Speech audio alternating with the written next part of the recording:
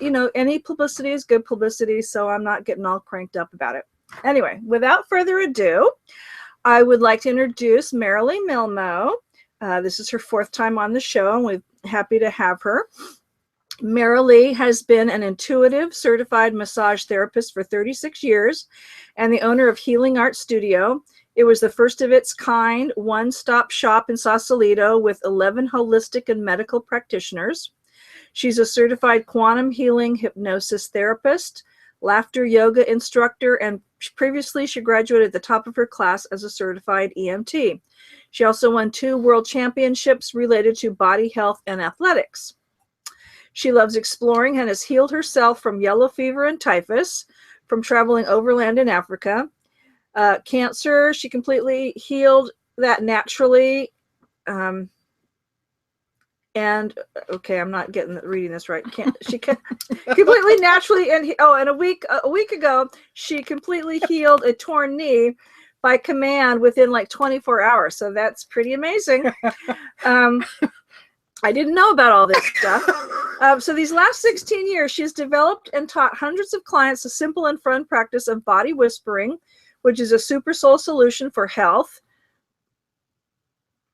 healing, and happiness. This year, she's going to be offering publicly this for the first time.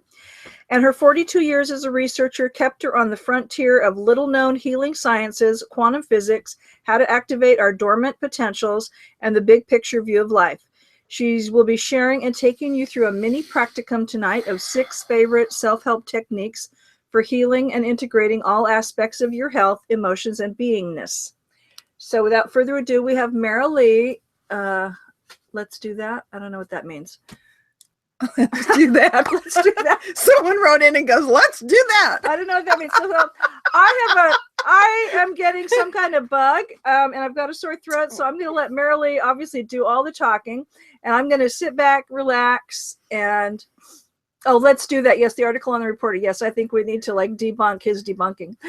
Okay. So I'm going to let Merrily do all the talking. I will watch the chat room in case there's any questions that come up. And basically, I'm going to let you take over, and I'm just going to scoot over and try not to talk so much. Okay, love. Okay, thank you. All right. Merrily. Hi, everybody. I hope you had a great holiday season. So thanks for being back to watch this. I really appreciate the time and your dedication. So I had a request from our part 3, which was going to be our last part, where I quickly went over some of my favorite healing techniques that I have used successfully, that my clients have used, many of them successfully. And I didn't have a chance to take you through them. And so there was request that emailed in, could I take you through some of them? So that's what today is about. So I want you to get really comfortable. There will be a few pictures for each of the 6 ones I describe. I will be taking you through maybe 3 where you really are going to be doing it. It will still be somewhat quick, 10 minutes or something like that. Whereas if you did it on your own, once you get used to it, it might be 20 minutes, a half hour. But I learned very experientially and hands-on, so I hope that this will be helpful to you. I'll also try and include a story of how I healed myself by using the techniques and that kind of thing. So the first one is called Quick Coherence Technique. And I'm going to start off with this because it's literally something you can do if you only have 1 minute. You can do it in the car. You can do it at work on the toilet, quick break. You can do it anytime. It comes out of the HeartMath Institute, which is heartmath.com. I like to give credit to the different people. And they have done, as I mentioned before in part 3, they've done huge amounts of scientific studies on showing the importance of coherence. And I think most of you know what that means. It's the opposite of dissonance. And in this case, coherence means that you are uniting your brain and your heart to work together in communication. And one of my basic premises for healing is we're working on improving the communication between our body, our heart, our brain, and our soul. And when we do that and there's less confusion, literally miracles can happen. Okay, I believe miracles are higher laws just applied, but we will talk about that a little bit later. So what I'd like you to do is get comfortable. You might want to quickly get a blanket. You want to be seating with, I will give you instructions and just talk through this. And as I said, this first one is just 1 to 2 minutes. You can go ahead and show the pictures of what this will look like. This was a class I taught to 60 nurses in 1 to 2 minute self-care and patient care tools at St. Mary's Hospital in San Francisco. So this is what you're going to be doing. So what I'd like you to do is just start by taking a very deep breath and exhale slowly. When you exhale longer than your in-breath, it actually begins to change you from your sympathetic fight, flight, or freeze pattern to a more relaxed pattern just by exhaling. One of the breaths I've taught many clients that are in stress and have anxiety is to breathe in for 4, hold for 4, exhale out for 8, hold for 4. So, but right now, I just want you to take 3 deep breaths in and out.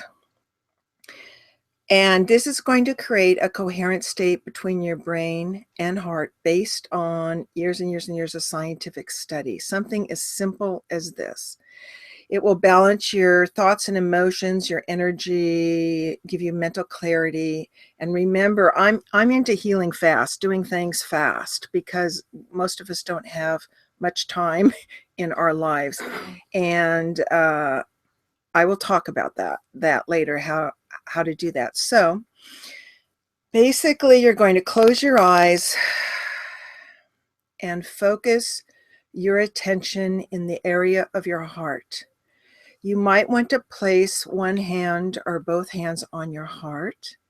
And what I like to do to notify my body and to make it aware that this is the part of it that I want to bring attention to, I lightly tap on my heart.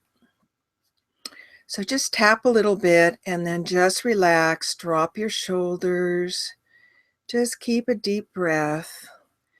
And what you're going to do is imagine your breath flowing in and out of your heart or chest area. You're literally breathing in through that area and out, a little slower and deeper than usual.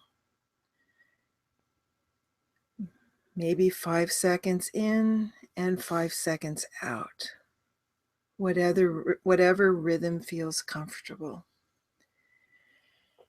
And the second step is now you are going to make a sincere attempt to experience a regenerative feeling, such as appreciation or care or gratitude for someone or something in your life. And one of the easiest ways to do this is by re-experiencing the feelings you have for someone you love, a pet, a special place, or an accomplishment. Or you can simply focus on a feeling of calm and peace.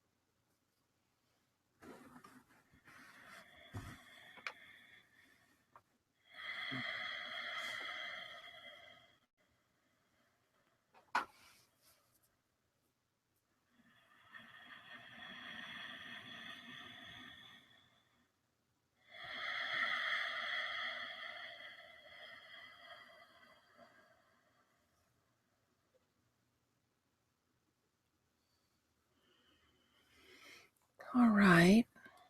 And then you're going to open your eyes and just try and maintain that sense. And believe it or not, heart math, when they've hooked people up to monitor if their heart and brain isn't trained, just by doing this for 1 minute or 2 minutes, it begins to communicate and entrain and be in coherence with each other. The next picture, Brian, is an example of what Heart Math Institute provides for people. And this is one of their handheld devices. I don't get any credit for selling these, or I don't sell them, but I have one myself. And it's a great way of teaching you. There's a little beeping thing. They have several different models. They're not expensive. And in 6 to 9 weeks, literally, it shows that 50%, there's a 50% drop in your fatigue. There's a 46% drop in anxiety. There's a 60% drop in depression. There's a 24% improved focus, a 25% improved ability to listen, and a 30% improved sleep. So this is a tool that is very, very useful for you. You don't need this particular, device if you don't want to, but just know that you can do this quick, coherent technique anywhere, anytime, and don't underestimate the power of that. All right. So I also mentioned in part 3 that I believe, I'm pretty sure that the heart receives all information 1/10 of a second before the brain and relays it to the brain. And it's also 5,000 times stronger magnetically than the brain and 100 times stronger electrically than the brain. And most of us in our society are very mind-centered. And I love the mind, but I find that the thoughts of the mind are not always that useful. And so once we drop our consciousness into our heart or our belly, where there are actual brain cells, they're enteric brain cells, they're chakras, these are energy centers in our body that feed our glands. If you just drop out of your head by taking a breath and exhaling down into your heart and your stomach region, that in itself will do an amazing rebalancing of cohering the whole body. So you will be in less stress. So that is one technique that is very, very useful. So now I'm going to go, many of you have heard of this, to Oponopono. And I briefly described this in part 3 too, but I would like to reiterate it. I came to 5 mantras, 5 sayings. This is Dr. Hugh Lin that he is showing you. And I took his training, his class, and he is a very understated man who I believe dealt with a lot of depression in his life. And he has done this religiously for, I think, at least 30, 40 years. And it is a form of literally cleaning and clearing energy. And I want to share again his story. But first, I would like to say a quote about him defining this process. Ho'oponopono was an ancient Hawaiian way of family counseling, and they simplified it into where you say 4 mantras. I have added a 5th mantra. So here are the 4 mantras. I love you, I'm sorry, please forgive me, and thank you. As I said, I had those same 4, but after I'm sorry, I added, I trust you. And this will get into talking with the body, which I'll explain is a very important one that I would like you to add if you would be willing to. So his description of Ho'oponopono means, quote, this is a way for the memories, replaying thoughts, fears, judgments, and stories to be transmuted to our original state of void or 0. In other words, nullified by love, capital L. His website, 0-wise, means a state of being pure love, thought-free, and in the present, The Ho'oponopono cleaning process allows direct contact with divine wisdom, love, and inspiration that already is within each of us. When the memory is converted to zero by divinity in both the conscious and the subconscious mind and the soul, it is converted to zero in all other conscious and subconscious minds. End of quote.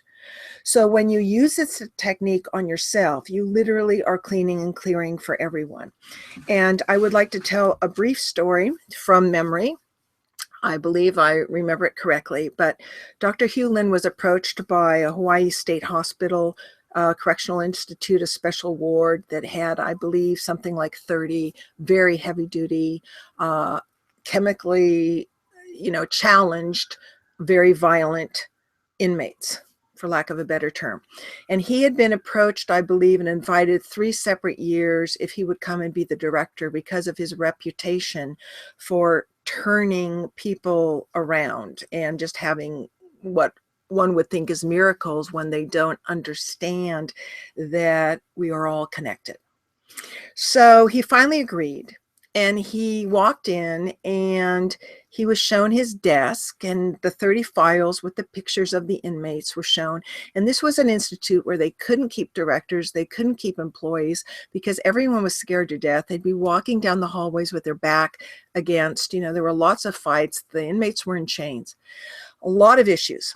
And the man, the assistant said, which one would you like to see first? And I believe Dr. Hewlin said, I don't plan on seeing any of them, which was quite shocking because he basically, what he did was just by saying 2 of the 4 mantras, I'm sorry, please forgive me. He would look at the pictures and he was very sincere and very practiced at this, understanding that there really truly is no separation, and that one way perhaps of saying it, if I'm correct, is that he, through all space and time, he felt that he was also co-responsible for these beings being like this. So what was wonderful and quite miraculous is I think he ended up meeting 2 of them and eventually got to know them, but within a very short time they were out of chains. They began to get off their meds, and I believe after a year there was only 1 inmate still using some simple meds, and basically everyone was set free and healed. So do not underestimate the power of this. I also would like to give you an example of me healing skin cancer using it. So I will kind of give a rendition of quickly of the story and how I use, and I have kind of bossy commander energy. So she's laughing. For those of you that know Myers-Briggs, I'm an ENTJ type. So I'm not the kind to get on knees and pray, but if that is your style, it all works. So when I have done healing, and I will explain my theory about that. It's pretty direct and commandery and very straightforward to my higher self, because my higher self, the part of me that's connected to source and me, is my job is, how I see it, is to create a laser beam of communication, because the higher self is operating many different aspects of you, so to speak, in different dimensions and different time frames. And it kind of, my sense is it kind of, is waiting for you to give it, based on free will, a clear thing of what you really want. And often when we actually do this with no conflicting thought, here's the trick: no stories, no conflicting thought, it's amazing how quickly it will manifest. They'll go ahead, they, meaning you, your higher self, it's all the same, will go ahead and make that happen in many situations, providing you are not blocking it for some reason, which is why we are teaching these techniques. And the last technique, called the work, will particularly help you, which I will we will do at the end will be a longer version to help you find those blocks and undo them. So my story is basically, you know, I was very, very busy and skin cancer popped up here. And I went to the dermatologist. I usually don't go to surgeons or anything like that. And I just went because I couldn't be bothered and it was growing fast. And I just went and had it cut out. And a week later, it appeared in the exact spot on my right side of my face. So because of my training and that I look at the body as communicating with me and everything is a metaphor of everything else, I stopped in my tracks and I said, okay, so this is a very simple version of how I talk to the body. And unbeknownst to me, I was using the Oponopono principles with an addition of I trust you, because I absolutely am. I found out it was rare, but a lot of people that I've worked with, almost everyone is scared of their body or has never even considered body whispering, which is my specialty and what I'm going to be teaching a lot this year. And it's amazing, like everything in the world is relationships and everything is based on communications. And when you and your body get on track with each other, it is phenomenal what can happen. We'll discuss that in a minute. So I want to stay on the skin cancer. So basically I went to the mirror and I looked at myself and I said, body, you have this in my face. So I'm here to look at it. And I know I haven't been eating as healthy for you because I know better. And I know that I've been running around and been very busy and haven't honored you that much. And I know that you are trying to tell me that this is how to do it. So I'm so sorry. Okay. Again, using Ho'oponopono without knowing, I said, I'm so sorry. And I said, please forgive me. I know you do. My experience with the body is it is not judgmental like we are. And I will explain that in a minute. So I said, please forgive me. And then I said, basically, you know that I 100% trust you. And I know you know what to do to completely heal this now. Do it. I love you and thank you, thank you, thank you. And in 3 days, it was gone. Wow. Okay. So I'm going through these very fast, but that's literally like what took me 3 minutes, but it's all about sincerity. And I will say that the advantage I have had, if I look at it as an advantage, is that I've done so much research and I'm such a kind of like a unlimited thinker that my left brain, that part, even though I'm extremely analytical, that part that doubts and questions and believes and that things take a lot of time to get healthy, is more on board with my right brain that's going, hey, why not? So they're not in huge conflict. And when we have the voices in our head that are in huge conflict, that's what creates a lot of disease, which is a dissonance in the body and your soul and your brain. So that's the story there. So, and that's an example of dissonance on your left of, you know, not body whispering, being scared of the body, ignoring it, denial, and not even knowing you can communicate with it, which we'll be discussing next. And successful body whispering. Do you have lozenges? No? No. Successful body whispering, where you basically create a coherence of frequency in your body. That's just a description of that. So let me talk to you about my love, which is the third one I'm going to introduce, which is body whispering, which I've done for 18 years. And this came after reading Dr. Michael Newton's extraordinary books, started in 2000, Journey of Souls and Destiny of Souls. And Dr. Michael Newton, I believe he lives in LA. He's a hypnotherapist, somewhat traditional, and as far as I understand, very skeptic, did not really think about reincarnation, did not think of any of these things. So what he ended up writing these best-selling books. I think they sold 500,000 or 1 million copies each. And to me, I had an epiphany when reading this. Even though I've always researched things like this, I had an epiphany because there were many, many things. I highly recommend the books, but the two things stuck out at me that I had not known or heard anywhere else. I believe he wrote the book based on something like, at least I think it was several thousand of his sessions in hypnotherapy, where people basically were reporting the exact same thing. And one of the things they were reporting is when they crossed over to the other side, what people think is death, which actually doesn't exist. Remember, I've interviewed over 600 people who clinically died and came back to life. Didn't matter what their religious affiliation or not, they often reported similar things. So the two things that I found particularly interesting, especially for what I call old souls, is they said, as soon as they left their body and were transitioning, they said, shoot, I never could mesh with my body entity. I had a hard time meshing with my body entity. That was an epiphany for me. It had never occurred to me that the body was a separate entity.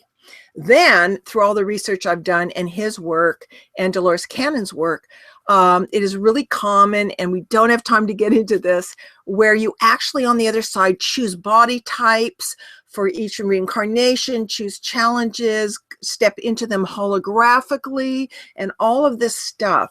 And so the job, what is the job of the body? The job of the body, from a soul perspective, is you pair up together, so to speak, the body intelligence that is doing over 1 million functions a second without your conscious help. And then your soul comes in and embodies it. And to me, my whole body whispering principle is based on learning the first thing, which is to be a roommate, a good roommate. Okay. Everyone can relate to this. And I will be doing more on my website, and I'll be teaching webinars on this because I have worked with all my clients for 16 years on this. And one of the first things I do when I put my hands on people or meet them is I introduce myself to the body. And I'm very playful, and I look at the body as almost like a wise child. And I say, and I didn't say this out loud for quite a long time. And now I don't really even care because it's ended up being fairly accurate. So I put my hands on my body and go, hi, I'm Merrily, and I'm so happy to know you. How are you doing with your person? So I'm actually addressing the body on how it's doing with its soul. And it is so fascinating. You don't have to be psychic to do this. You just have to be playful. Kids are really good at doing this. Whatever impressions you get, you might hear, you might sense, you might feel. Even with new clients, is very, very, very interesting. And sometimes I get the word we, it's almost like the cells are talking. And mostly they all complain, 80% of the time, they say, can you get our person to drink more water?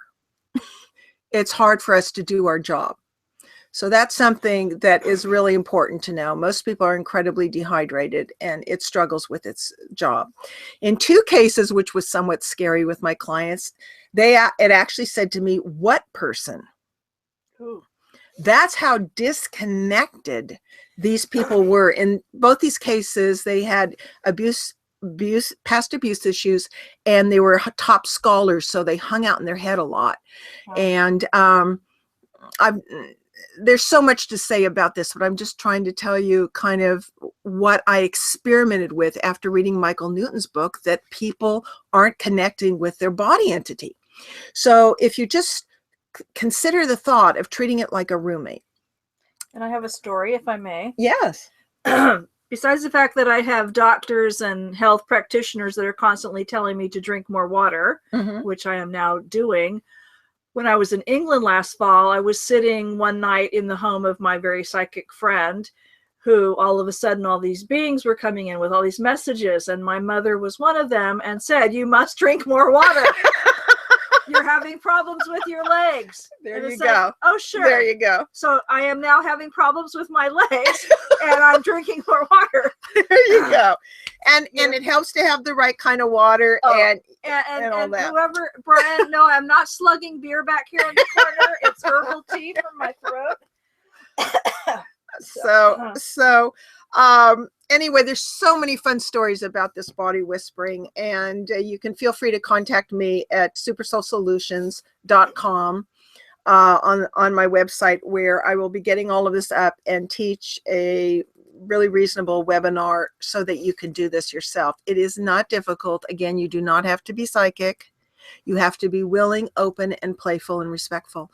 I developed an acronym that I call CARE, C-A-R-E, and I labeled it Compassionate Attention with Responsible Encouragement. And that's how I like to treat the body. And it's not about being perfect. The body doesn't expect you to be perfect. I've done a lot of deals with the body. I've done, thank God. And you know, I have stories that would bring you to tears. I mean, stories that would bring you to tears that are just so amazing. But do drink water as your first thing. So his workshop said, Michael Newton's work said, we struggled with meshing with the body entity. And so all these thousands of clients also said, as well as my healer friends, because I double check everything that I learn, said this is going to be quite controversial, that the soul claims the body as it does the family and where it's going to live and all that, but the soul itself does not begin to even fully enter the body until 3 months fetus, because they all said that's the earliest the brain is developed enough to begin to have a conversation with it. Okay. And depending on, you know, how many lifetimes you've had, how you feel about the body, how you died in past lives about the body is going to be how adept you are. I have been blessed. My sister, who's incredibly intuitive, and I think I asked her, we were talking about, and she said, Merrily, you just always were naturally in your body, totally comfortable with your body and kind of unconditionally love it, which I do. And I believe, my theory, I have no way of proving this, is in my case, in successive incarnations, I choose the same body type and entity. So it's very familiar with me. And I feel, you know, the stages is we're going to start you being a good roommate with it, which is basically a little communication, okay, and appreciation. And I'm talking 2 minutes every 3 days, and it's amazing what you'll create, especially if you start drinking water, because it can't do its work. So it never says, at least what I pick up, because you're interpreting frequencies into an English language, is it never says, yes, I hate my person and they're, you know, slobs and aren't taking care of me. I never hear that. I hear the person say that about their body over and over and over again. I have never found the body that judgmental. I have found the people exceptionally judgmental about the body. So, in fact, I will show you 2 quick stories on this. Let me ask you, are they being judgmental about like beating themselves up because we're not taking care of our bodies? Well, or they're blaming the body? It's a great question. A lot of people are terrified of the body because they don't realize how conscious it is. The second is they have been trained in cultures to not be good enough and not like their body. The third is a lot of people are out of body. This gets into depending on what archetypes you are. Warriors, if I ask warriors, how are you doing with your body? They're like, we're a team. You know, or ask the body how it's doing with it. They're like, it's okay. Works is pretty hard, but we're a team. You know, if I ask scholars, they're kind of like, basically when you look at them, their heads are way out in front of their bodies. You know, and so it depends on what you're coming in and what you're learning and what you need in this lifetime. But we all need health. And that's why I want to introduce body whispering to the public, because it's so fun and it's so simple, and it really works. I can't tell you how many times it's worked. The body told me 2 things that brought me to tears. One was, it says, because I'm obviously not a perfect eater or anything, and I have studied health and holistic health for a long time, so I know exactly what I need to do, even though every body's individual, and the body will work with you. It will work with you, especially if you start appreciating it. Okay, it's like anything else. If you go to war on the body, we have war on the body in our culture. If you go to war with it, how do you think it's going to feel? So my point is, your body never gets a vacation. Your heart can never stop beating. It doesn't get a raise. It doesn't hardly ever get positive thoughts from you about it. So my point is, what relationship would stay with you that long under those abusive circumstances? Okay, so it is incredibly forgiving. So that is what Ho'oponopono is about, right? It's about the 4 mantras. I'm sorry for whatever. I'm sorry for not feeding you right. I'm sorry that I haven't paid attention. I'm sorry that I haven't told you how much I like you. Some people can't get to the love part yet. I'm sorry that, blah, blah, blah. And then you go, please forgive me, which I have found the bodies do over and over, unless they begin to lose trust in you. But they do, because again, their job with your soul is to keep you alive until you finish your mission here for your soul's purpose. I have been around people dying a lot, and the body is still repairing itself at the point of death for a lot of these people. That's how committed it is. Okay, so we need to start connecting it. The whole ascension concept and stuff like that is not about checking out, which people do because they don't want to feel their feelings, and they do not know the power of the body. There are different, we can teach the body like we can children and like we can our pets. By treating it more consciously, it becomes more intelligent, and it works with you in an amazing way. This was the epiphany I had when these thousands of people said I could never fully mesh with my body entity. Now, especially if they're ET hybrids, if they haven't been on Earth for a long time, they're not going to like the Earth body. It's really dense. Okay, warriors do pretty well with it, athletes, stuff like that. But otherwise, it's pretty limited to most spirits. But my passion is how we can up-level it and create it to be less limited. And I've been blessed with many healings. I use myself and my body as a guinea pig. It's a good sport about that. So the other thing it showed me when I was eating in kind of a period where I wasn't eating very healthy for a while, and I was kind of ignoring it, too busy doing other things. It showed me this picture, which did bring me to tears.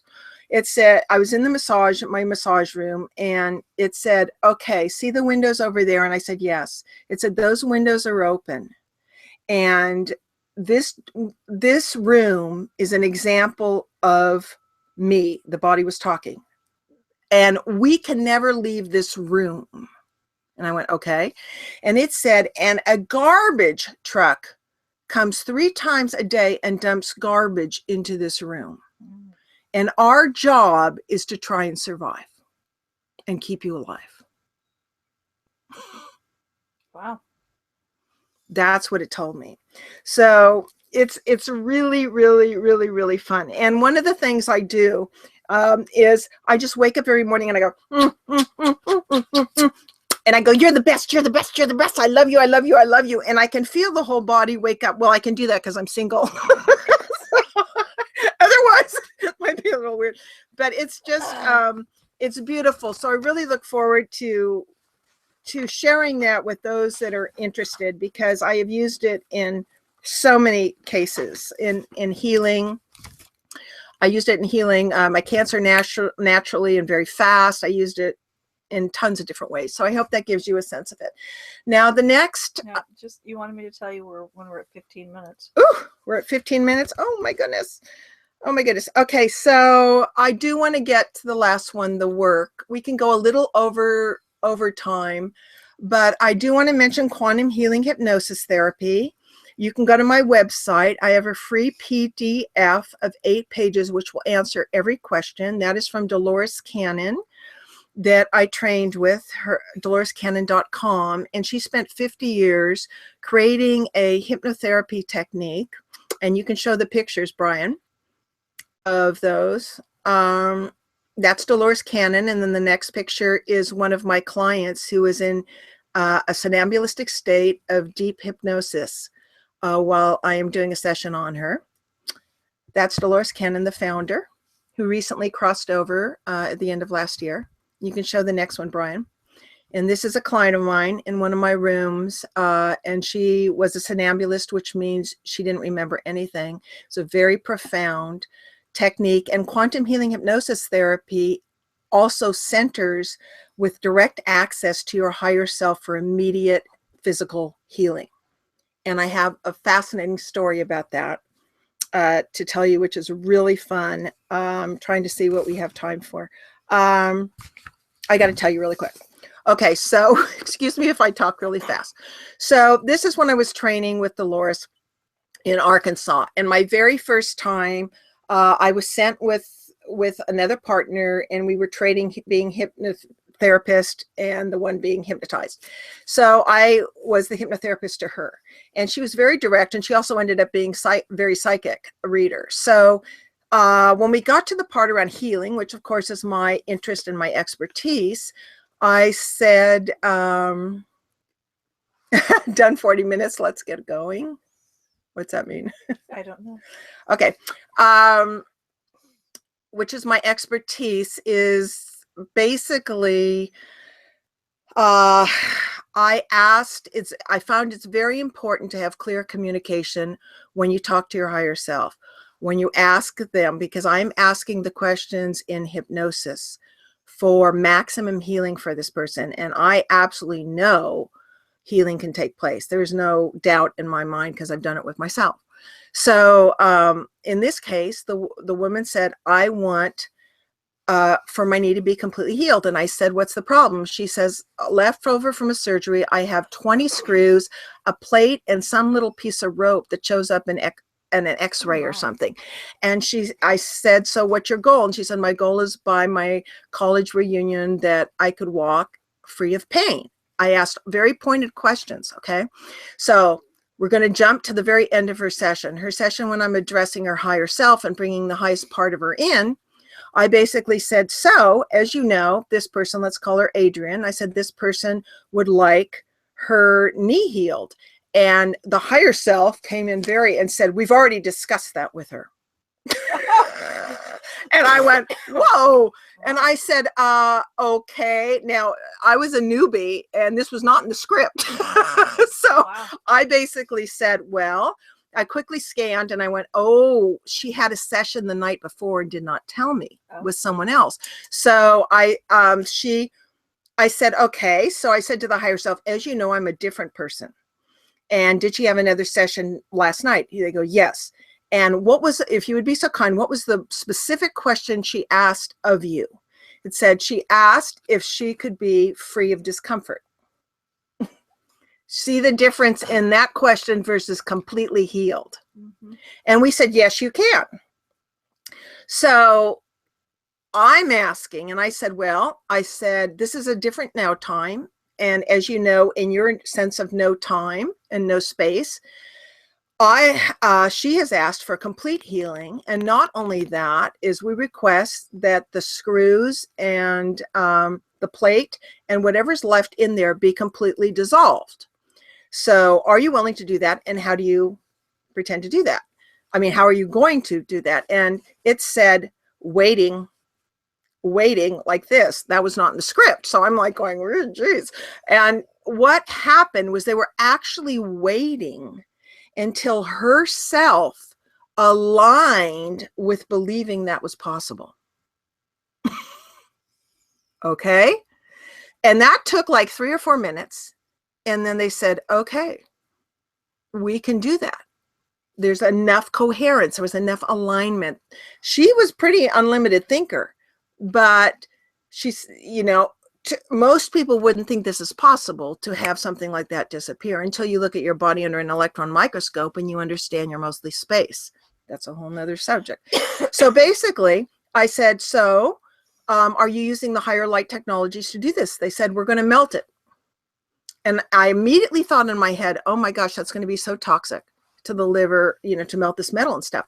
They read my mind and they said, yes, it is, which is why we're going to take, what did they say, 9 months and 2 days. And I said, okay. So I said, so how will she know at the end that it's completely gone? And they said, have her go take an MRI and she will continue to be free of discomfort. Next question. So that was my first experience in a session, and I learned a lot. But I am using this as an example because start getting no nonsense. Okay, you don't have to get on your knees for anything. I don't believe the source wants supplicants. It wants you to honor your co-creatorness with it and begin to envision things coming online and potentialities that are your birthright. All right, and start practicing the coherence to at least allow the possibility of that happening, because it's very, very exciting. So I was going to take you through sensation awareness practice, but I'm going to do it with the last one because this one will be about 5 or 10 minutes. And this one I'm literally going to be taking you through, which is Byron Katie's 4 inquiries, the works, and the turnarounds. So I want you to get comfortable, and I want you to close your eyes, and I'm going to describe a little bit about it, and then I'm literally going to talk you through it. This, as I told you in part 3, I had visited her personally while she was doing a demonstration on an audience of about 100 people. And she asked who was in really need of help. And this woman raised her hand and went running up to the stage. And she said, I literally am going to kill my husband. I am so angry. You can't believe what happened. And she started talking. In 45 minutes, by doing what's called the work, she was a changed woman. And this is Byron Katie. And Byron Katie's story really quickly was, evidently she was a rageaholic. I'm not sure she was an alcoholic, but she was a mess. And her family or whatever sent her to a clinic. And in the clinic, she actually was on the floor under a bed. I believe she saw a spider was the last thing she knew. And she literally went into God consciousness, almost like Eckhart Tolle's epiphany. And she came out of it with these 4 questions that completely turn any emotional issue, any anger, any aggression, any stuff around. So it is wonderful, wonderful. I just told a new client of mine about this who is getting close to divorce, and she wrote me back and she said, you saved my marriage. And I go, I didn't save it. And she said, this work is very powerful. So I'd really like to end with this as an example and take the time to take you through it a little faster than you would do on your own. So it's called thework.com. That's her site. So basically the 4 questions are, is it true? So say, and I will give you an example. So you have a particular thought about somebody or an emotion. The first question is it true? The second is, can I really know that it's true? The third is, what do I get when I hold that belief? And the fourth is, who or what would I be without that belief? All right. So as I mentioned before, Eckhart Tolle's definition of suffering is emotion plus the story you keep telling yourself about it. It's the story you tell yourself about it that creates the suffering, not the emotion. If you just notice the emotion and feel it without judging it, it begins to dissipate. So the rules of practicing this technique are several, and I'm going to read it. This is right off her website, and then I'm going to guide you through. But the rules are, you leave any statement that you're going to choose out that begins with but, because, or and. You'll have several negative judgments about one person. So think of someone while I'm talking that you have maybe a negative thought about.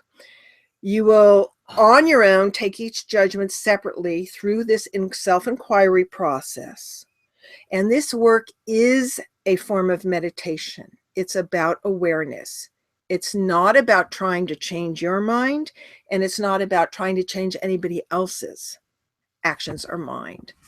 So you let your mind ask the question, and then you let go and you just contemplate it. And you wait for the deeper answers to surface. So again, the 4 questions are, is it true? And the answer will be yes or no. So the second one is, can you absolutely know that it's true? And I don't want to give it away, but the answer will always be no. Because unless you have the overall source perspective of seeing everything and the big picture, you cannot absolutely know that your feeling is true about some, or right or wrong regarding somebody else. And third is, how do you react? What happens when you believe that thought? And the fourth is, what would you be without that thought? All right. So we're going to use a statement all together. I'm going to use the statement, and you fill it in with the name of the person that you're thinking of. So-and-so should understand me. Okay, so that could be Mary, Paul, whatever. So I want you to sit and perhaps close your eyes and take a big breath and exhale. And this is the example for the practicum we're going to use. And I'll just use the name Mary. Mary should understand me.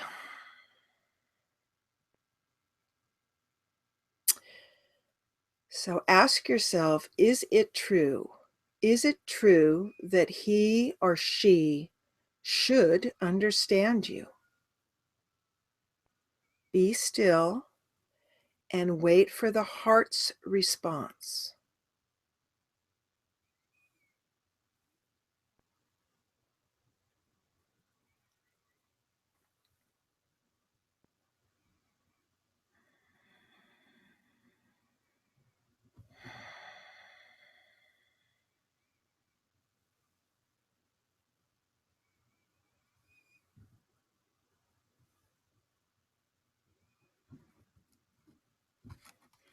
Now I will be moving you along a little faster. Just stay in the zone a little bit if you can.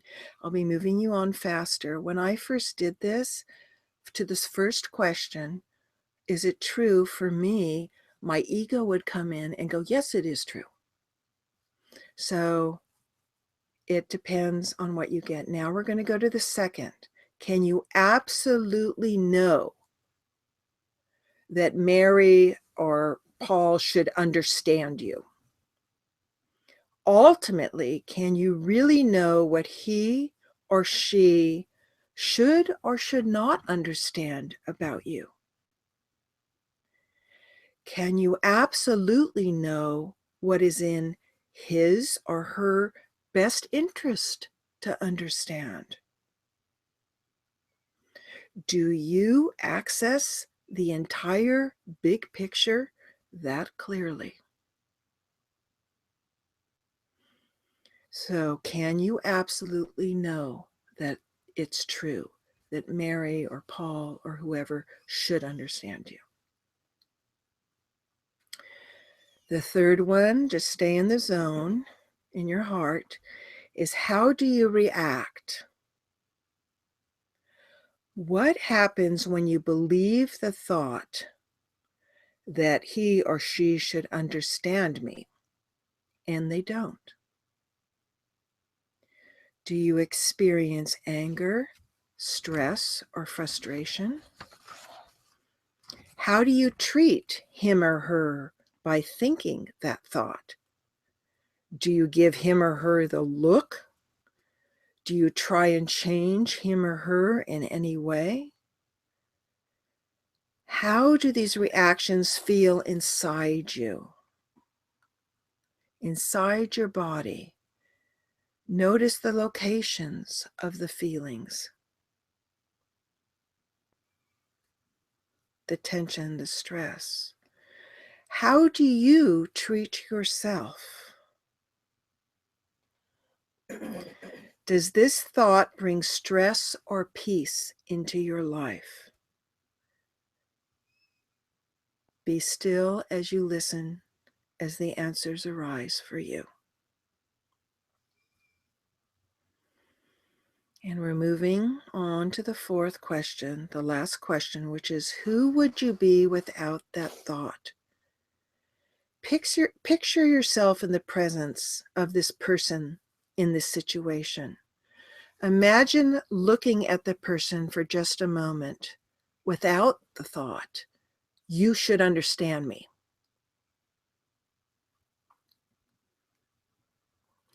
Being and looking at the person without that thought, what do you see or feel or sense?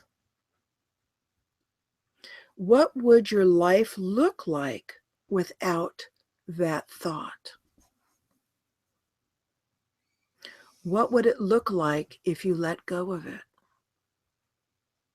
How would it feel? Now, the last part of this is called the turnarounds, to help you turn a thought that your ego or your mind or your control is convinced of. These turnarounds are statements to the self, to another person, or to the opposite. And I will give you an example. One is you replace all yous with me. So Mary should understand me would be, I should understand me. This is how you take responsibility for being a creator. We project onto others, and our projections are perceptions. So instead of Mary should understand me or Paul should understand me, I should understand me. An example of to the other would be, I should understand Mary. And to the opposite would be, Mary should not understand me.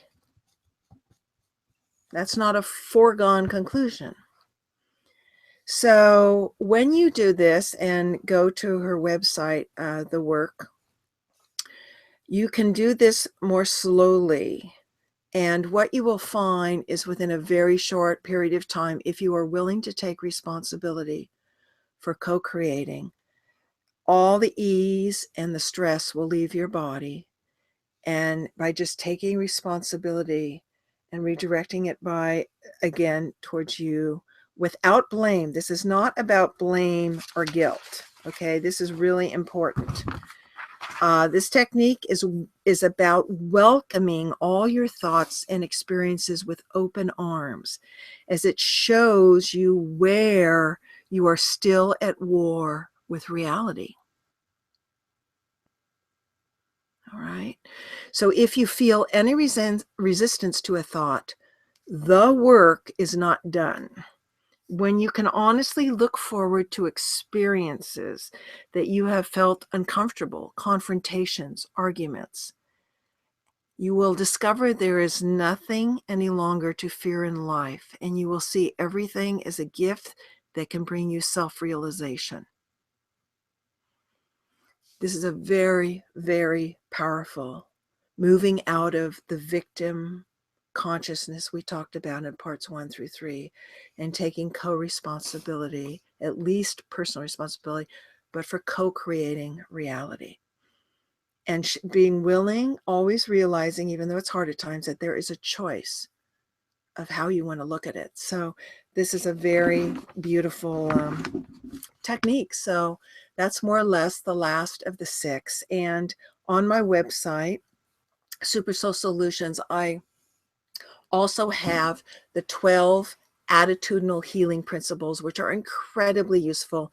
It's a little after 10, so you will find the 12 principles by Dr. Jerry and Jampolsky and Diane Cercioni that have over 33 centers around the world. And those are transformative.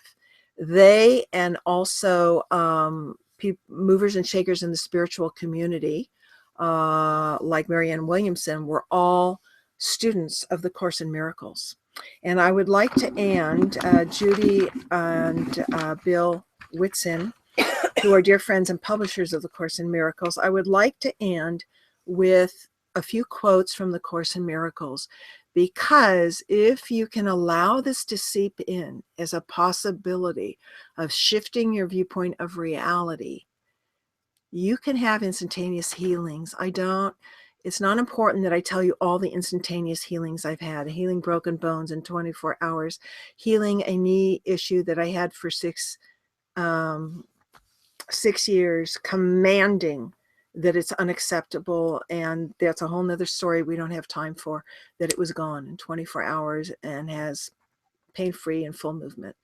So I hope this inspires you of what you're capable of, because in the highest sense, there is no such thing as time and space. You do not need 6 weeks to heal a bone. It's all about your belief system, your programming, and what you believe is possible. So I would like to end with the Course in Miracles quotes. The first one was what helped me turn cancer around, one of the major belief systems. Nothing real can be threatened. Nothing unreal exists. Therein lies the peace of God. There is no order of difficulty in miracles. One is not harder or bigger than another. They are all the same. All expressions of love are maximal. Miracles are natural. When they do not occur, something has gone wrong. Miracles are both beginnings and endings, and so they alter the temporal order, time. They are always affirmations of rebirth. They undo the past in the present now, and thus release the future. Miracles are maximum expressions of love. The shift in expression from fear to love and forgiveness is the key. Thank you very much for your time. And it was quite an honor to be here. Please feel free to contact me at merrily@supersoulsolutions.com or my website, supersoulsolutions.com. I will be more than happy to answer any questions you have if you need greater clarity.